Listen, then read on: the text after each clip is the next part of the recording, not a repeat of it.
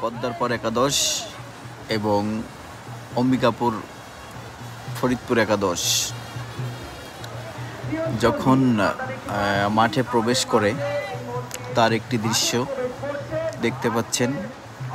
হাজার হাজার জনতা, হাজার হাজার দর্শনার্থী আমাদের এই মাঠে উপস্থিত হয়েছেন শুধুমাত্র তাদের এই প্রাণের খেলাটাই দেখার জন্য। হাজারো জনতার ভিড়, হাজার হাজার মানুষ এখানে যে জড়ো হয়েছে, এটা আসলে মানে বিগত 25 বছরে এরকম কখনো হয়নি। আর সবথেকে বড় মুহূর্ত হচ্ছে এখানে যারা যারা আসছে সবাই এটা দেখে অবাক। এটা আসলে কি একটা পর্যায়ে চলে গেছে, এত হাজার হাজার মানুষ এই খেলার পিছনে লেগে আছে। আর সবার সবশেষে ধন্যবাদ জানাবো এই খেলার যে ম্যানেজমেন্ট বা খেলার যে পরিচালক, তিনি হচ্ছে আমাদের মির্জা প্রিন্স আলী কাকা।